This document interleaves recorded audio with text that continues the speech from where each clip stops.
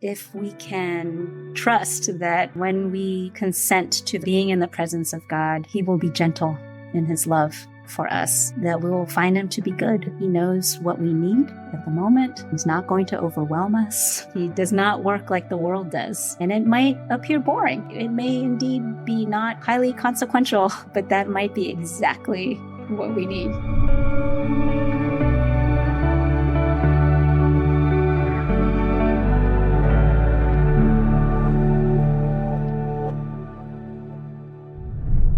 Hey everybody, welcome back to the Digital Examen podcast. I'm Jay, and so glad you're joining us today. The 4th century Stoic philosopher Seneca once famously said that everywhere means nowhere. And he said this pertaining to reading specifically, but I think those words echo so true in our day and age. It's a general principle that applies to the tension that I think so many of us feel in the digital age. On one hand, we feel like we've got access to everywhere. We pull out our smartphones from our back pockets. We open them up, and any number of applications offers us an endless array of information, entertainment, this bottomless pit of distraction. But to be everywhere in such a way is in many ways to be nowhere.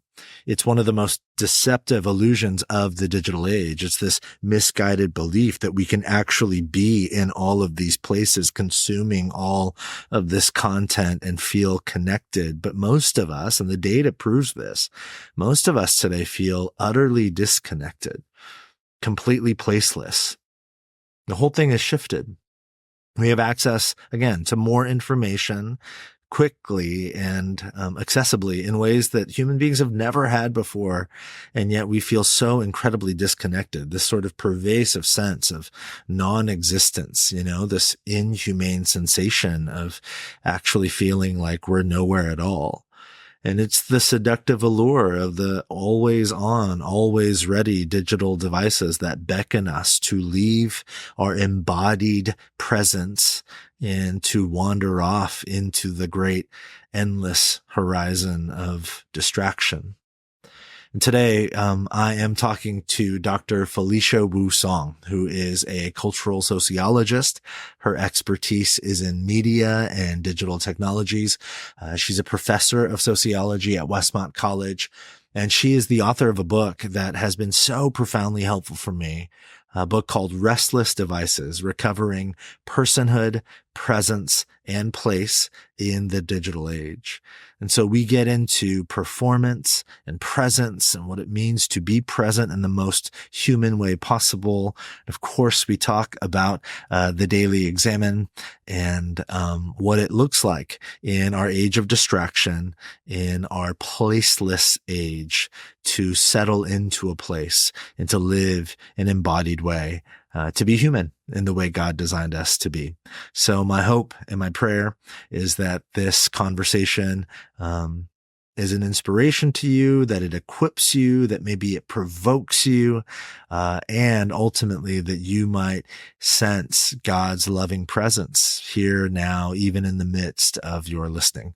So let's get into our dialogue, our conversation with Dr. Felicia Wu Song. Felicia, thank you so much for joining us on the Digital Examen podcast. Thanks. It's so great to be with you.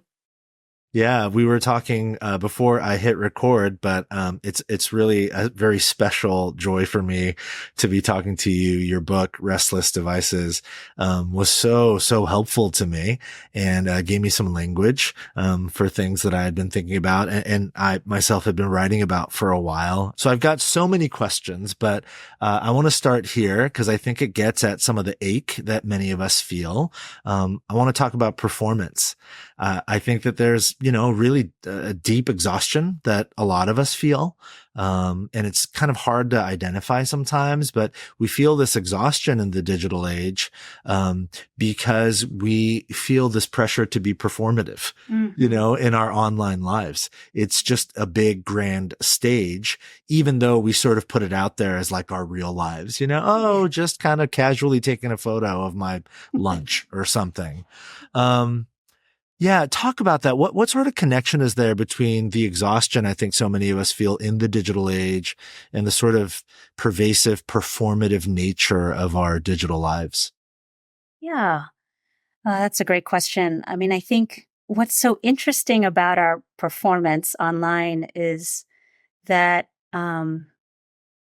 it is both incredibly calculated on one hand, like we have a lot of tools at our disposal to to construct a very polished performance, and so that can take a lot of intention and forethought.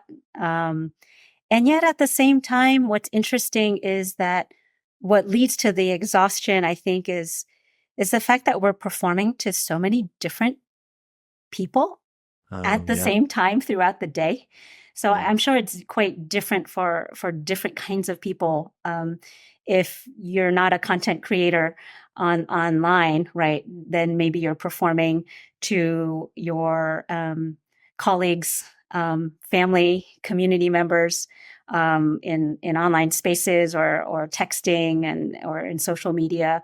But if you're also creating content, then you have a very polished professional type of performance, right? You're having to construct. And so what's interesting is that, it's not as if human beings haven't had to perform before, right? Human beings have performed. Irving Goffman, sociologist in the mid 20th century, made this point about how human beings have always performed to some degree, just like waiters perform for people who are eating at the restaurant, Right. right?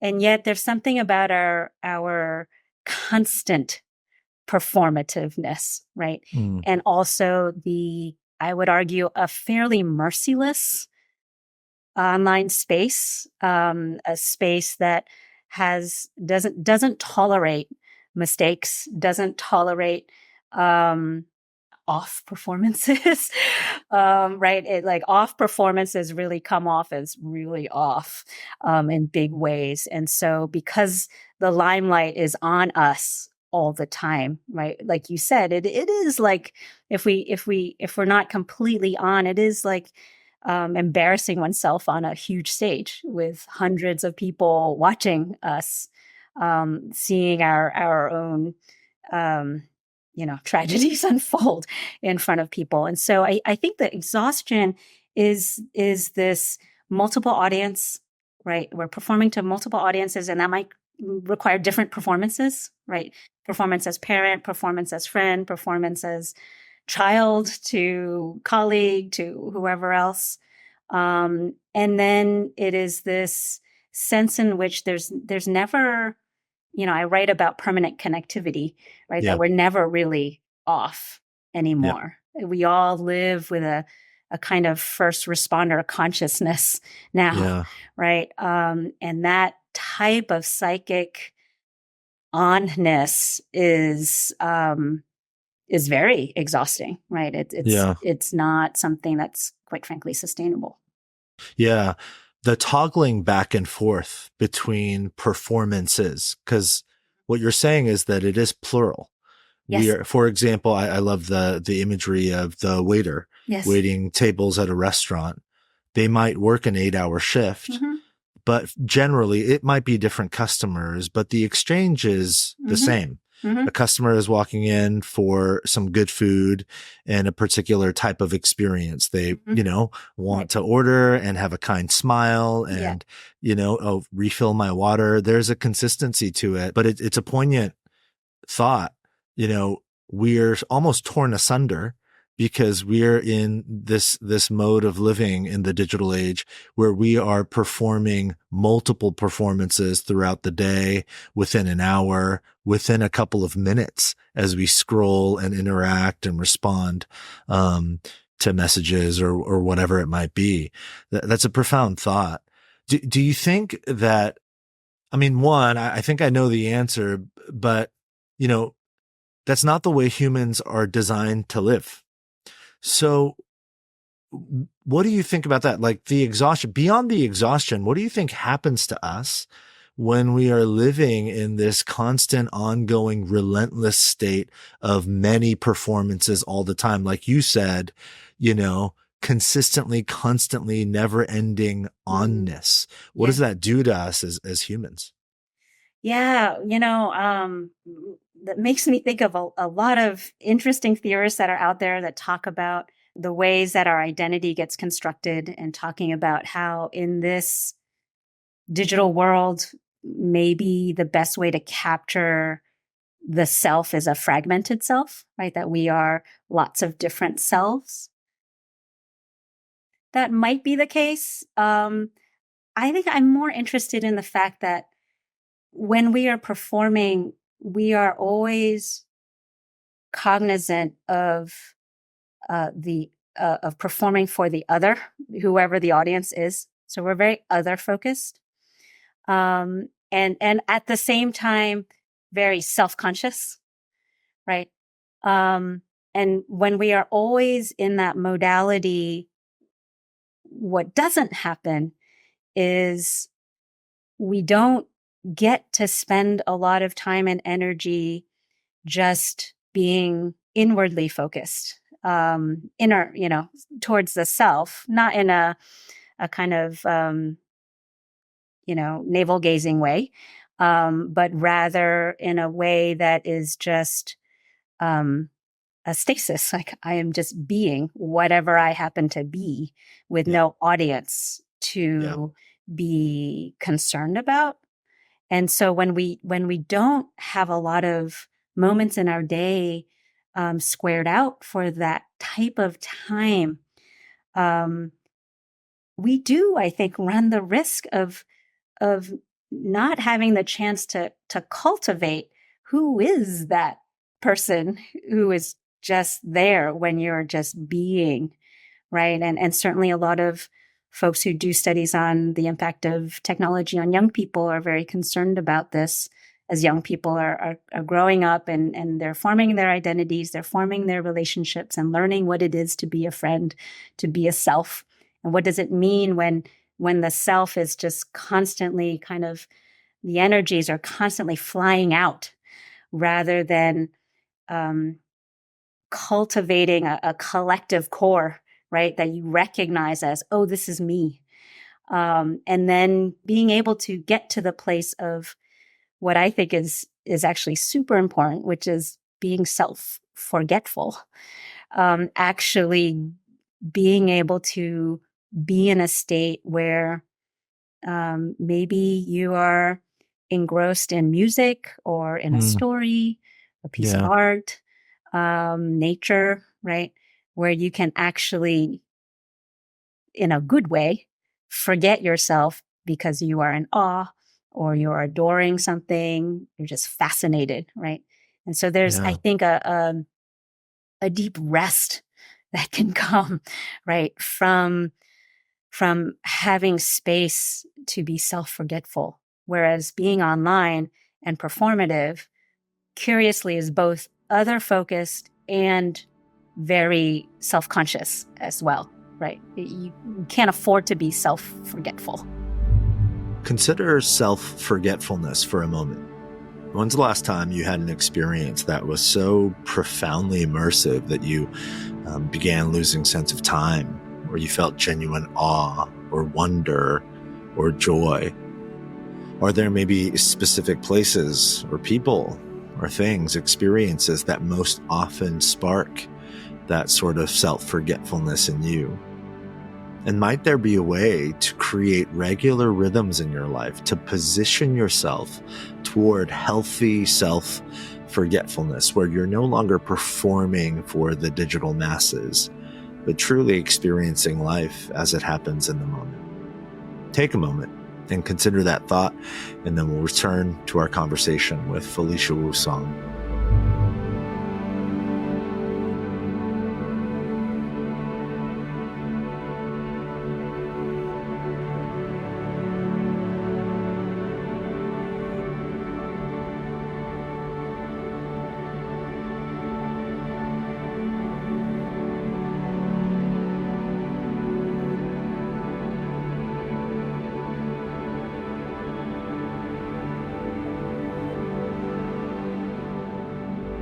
It reminds me of, I'm a child of the 90s.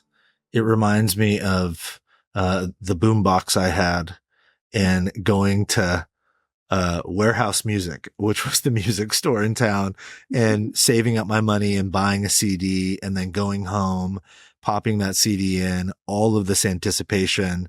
I didn't know what songs were going to be. I knew the one radio single that had been on, but there were 11 other songs. And the experience of laying on the floor, listening to track after track, following the liner notes and the lyrics. I remember the smell of the CD jacket, all of those things, sound so utterly boring for most people today. Who has the time to sit there for 48 minutes and listen to an entire, I've got Apple Music or Spotify and I've got my playlist or the algorithm tells me what song I'm going to like next sort of thing. But framing it that way, self-forgetfulness, even hearing you talk about it sounds restful. And I hope it does that for people listening, that, oh my gosh, it's such, it sounds so strange because none of us really live that way, but hearing you talk about it sounds so restful. It makes me think of, the big sort of overarching idea of presence.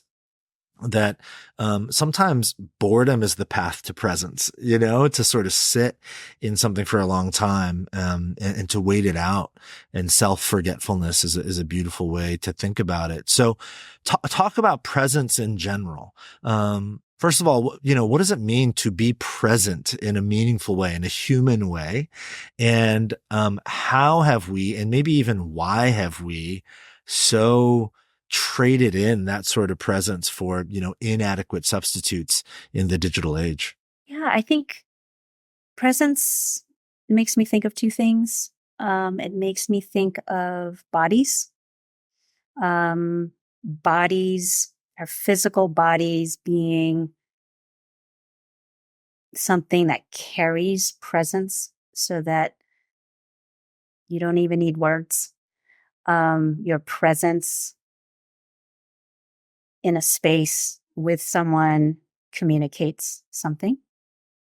There is glory in our presence. I think it's part of the Imago Dei, right? This sense in which we carry the Spirit of God in us, and so when we are present with our bodies, the Spirit of God comes with us, right? Is with us.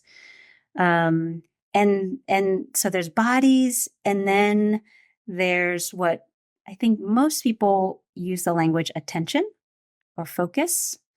I prefer the word something closer to kind of psychic energy, right? So that it's not necessarily just like a cognitive attention or focus with someone or in a space, but actually a kind of investment, a decision to be devoted to a particular place and time. And so our presence is dissolved or is made thin when we are thinking about other things in a space where our bodies happen to still be, right? So classic, you're sitting in a meeting with a bunch of people and it's a boring meeting, right? So our bodies are there, but our psychic energies are way somewhere else, right? So we're not present really. But then it becomes very poignant when we're actually with someone we want to be with and we're having a great conversation, but we realize that we're actually, a part of us actually isn't there, right? That maybe it's because we're worried about something else that's happening in the world or in our lives. Or maybe we're just wondering if anyone replied to our post. And so whatever it is, our presence is broken. But I think the presence that we are challenged to bring to places and to people these days is really one of the hardest things, because I think the digital culture and certainly the digital industry celebrates a state of being that is without the body, and that is, and there are good things that can come from being able to be somewhere where your body isn't, so to speak. But this kind of celebration of being freed from our bodies, I think, has some very unfortunate losses and costs that are kind of built into our devices and built into the platforms that so many of us use. Yeah. Yeah. In your book, Restless Devices, you have this wonderful line. You say, what we've discovered in our digitally saturated society is that we have a remarkable endurance and capacity to remain attuned, which is wonderful, but then to our devices. So it is simultaneously a very sobering sort of gut punch of our current condition, and yet actually quite hopeful, because we've discovered that humans are able, we've got remarkable endurance and capacity to remain attuned, but it's just that our attention has been given to our devices, which means that we have the potential to give that attention to someone else or something else, to point those energies in a different direction. We talk about the daily examen here on this podcast quite a bit. And the first movement of the examen it's exactly that. It's an invitation to focus our attention on God's loving presence. So practically speaking, and maybe you can speak personally to this as well in your own life, what sorts of shifts, even very practically, what sorts of practices or shifts in your own life, have been most helpful to you? And have you found to be most helpful for people, in redirecting and reorienting our attention away from the devices and toward the relationships that mean the most, with God, with others, and so on? Yeah. When I was writing that part of the book, I don't think I mentioned this in the book, but I was thinking about the exhortation by Paul about praying ceaselessly. And I just remember being, even as a young person and growing up in church, just finding that to be very strange. It's like, how do you pray ceaselessly? Like, how do you actually do that? That just seemed like such a far-fetched sort of exhortation. And there really is a way in which, when I came to realize the degree to which my internal preoccupations had been so tethered to my online presence, my emails, always there when at a free moment, or even when I didn't have a free moment, it was still there. I started to realize, oh, maybe this was what Paul was talking about, right? Like this is the same thing that he's saying about praying ceaselessly. And so a part of that is I think, like, the first step is realizing that God is ceaselessly there with us, always ready to hear from us, but also to give us something good. And that type of expectation is just, is something I had never quite realized before. And was thinking, oh, that's probably what Paul's talking about, right? That there is one needs to have an expectation. And so, because so many of our lives are fairly structured, scheduled, with certain tasks and responsibilities, then it becomes perhaps necessary for some of us to create times and spaces that help us kind of tune in a little bit more, and not let the attunement to our digital kind of crowd in and occupy all of our spaces, right? It's a kind of like pushing back, right? And saying, no. Like, I'm protecting this space, right? This space intentionally. And so that might be, for some people, that might be early in the morning. It might be before you go to bed. But I think throughout all of our lives, different people's schedules, that might be during lunchtime. It might be when you go on a walk. And there are so many wonderful things, wonderful podcasts like this one that one can listen to and right, which is all great. And yet at the same time, as we were speaking before about finding the way to get to self-forgetfulness, right? It is the need to practice some degree of disciplines, right? And that kind of like pushing out for space that is tech free, that then starts to like train a muscle. It's training an instinct that, like you said before, right, is we know is there because it's very well trained towards the digital. And so we just need to train it to learn what the voice of God sounds like in our lives and how we grow to recognize when God shows up, whether that's like in a flower that's growing in a crack in the sidewalk, or a goofy smile from a kid who just walks by, Yeah. It could be lots of different things. And so I think it is in part creating space away from the demands, right? The demands that are digital, many demands are not digital, but trying to create space to cultivate that expectancy. Yeah. In that big, long, famous Psalm 119, in verse 100 something, I'm paraphrasing, but the psalmist has that line. He says, God, your words are sweet like honey. They're sweet to my taste, which I always thought was such a weird, I didn't know what that meant. It sounded so strange.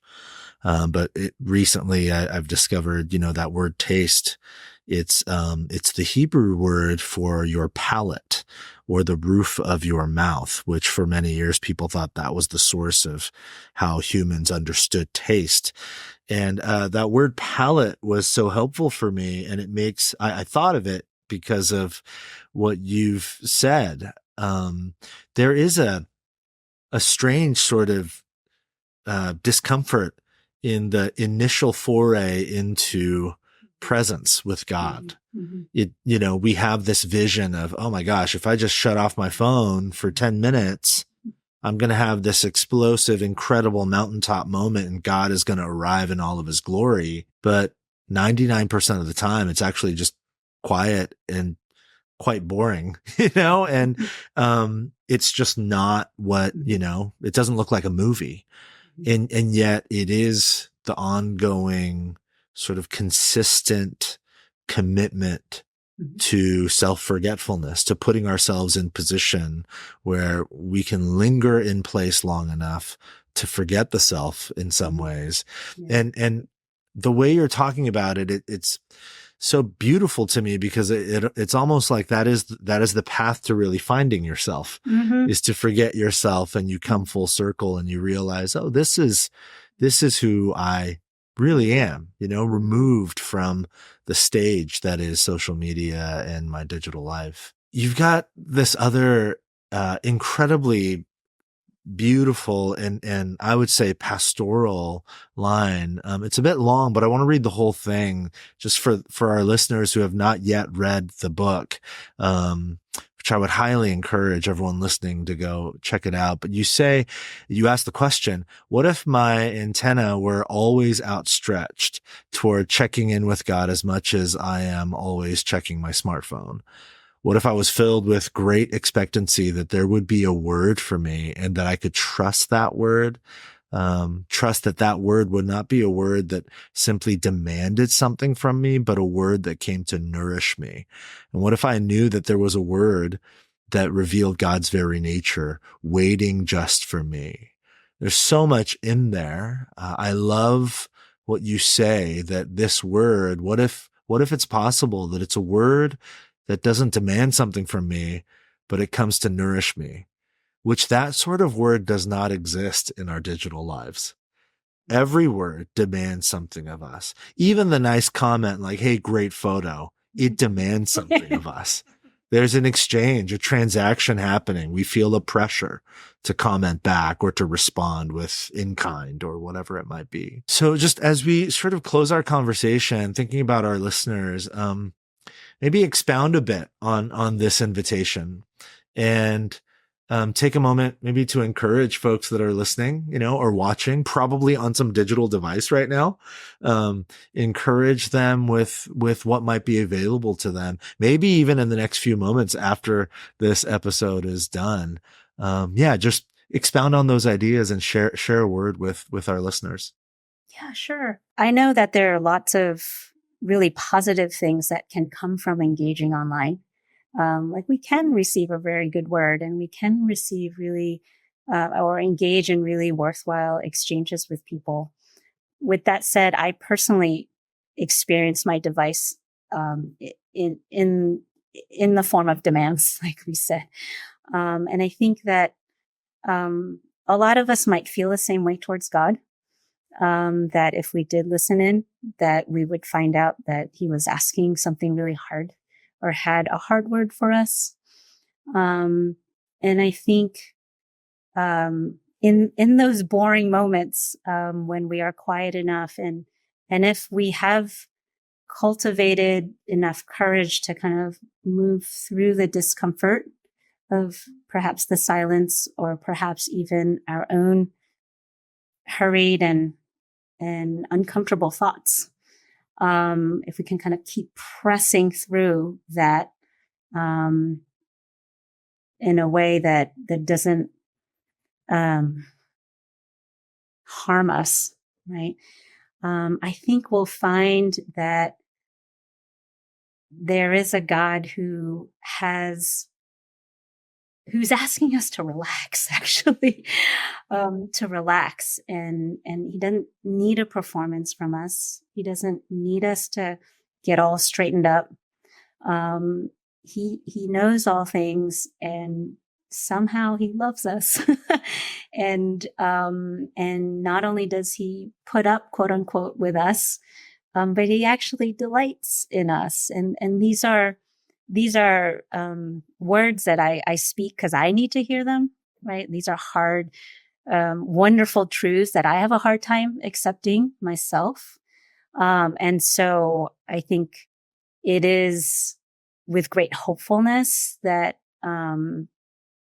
I try to create space to relax, to not fear, to not, to let go of my concerns about my own inadequacies, and to move to a place in which I'm capable of actually receiving from God.